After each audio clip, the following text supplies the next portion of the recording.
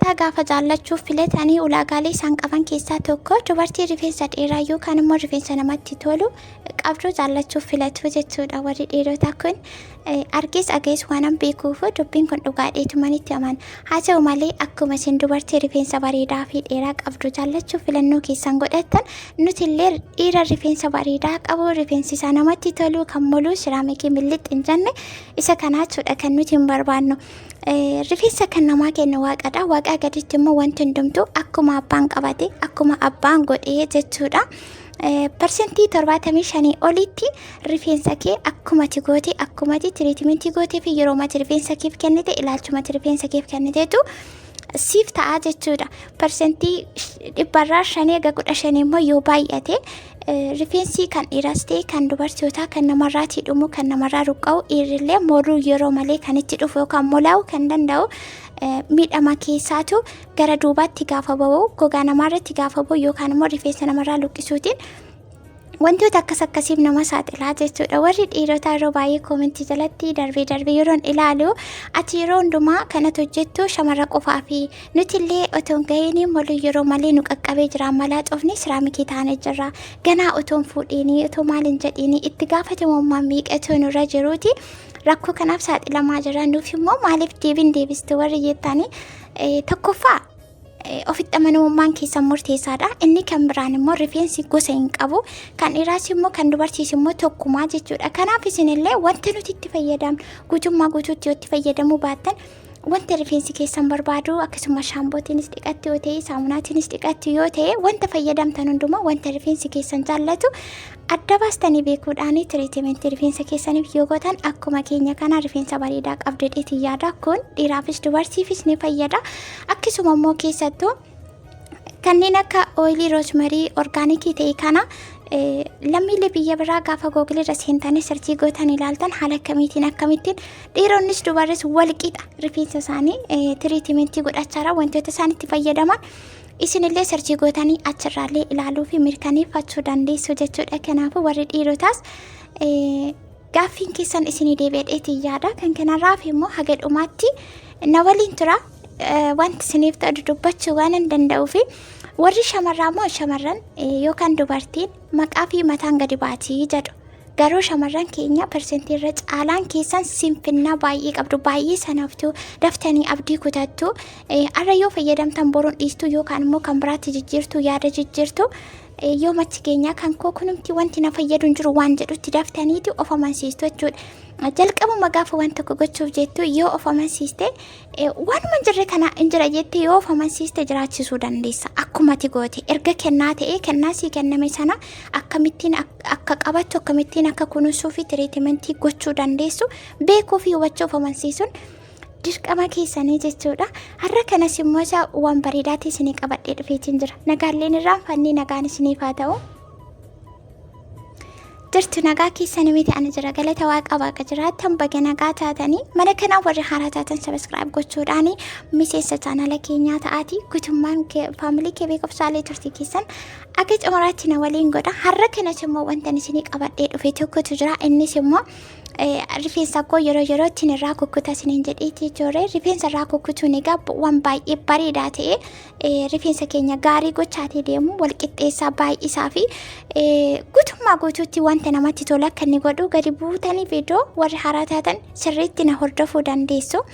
Ani waan dhugaa ta'e waan nufi kootti fayyadamu faayidaa miidhaas adda baasee argee fuuldura keessanitti jechuudha. Yeroo baay'ee kanan fayyadamu warri itti amantan warra akka hidhamtanitti itti fayyadamaa turtanii akkasiin waan gaarii yookaan firii gaarii itti argachaa jirtanii anis nan beeka isinis ni beektu.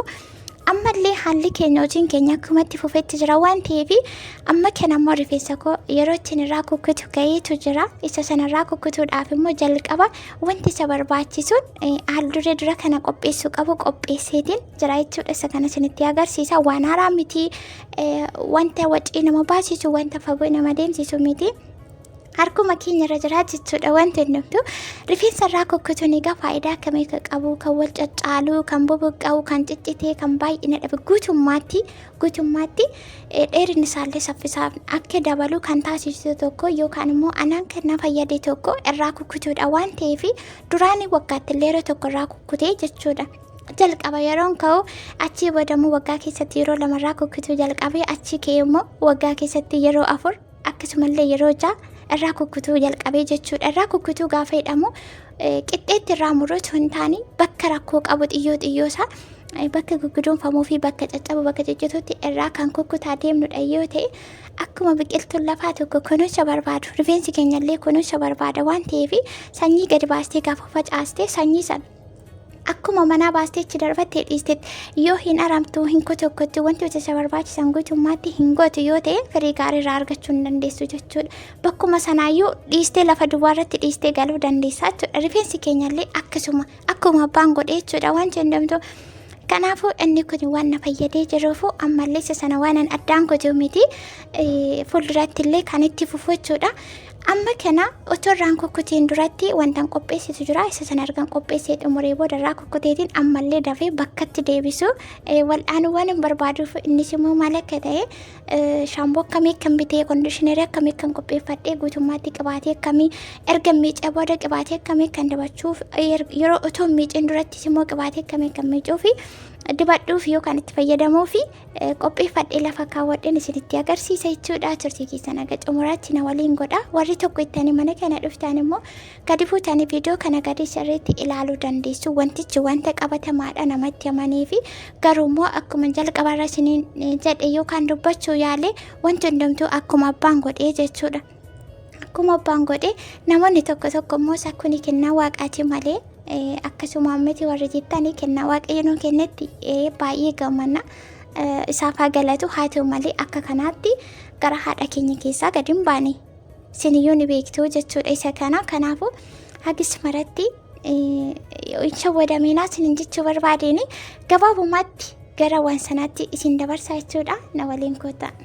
Kunugaa akkuma argaa jirtanii qibaatiin akka kanaa kuni otoo hin miicin duratti wanta itti fayyadamuu qabnu jechuudha. Otoo hin miicin duratti warri waan akka kanaa hojjetachuus argachuus dandeessanii qibaatiin akka kanaa otoo hin miicin duratti waan itti fayyadamuu qabnu.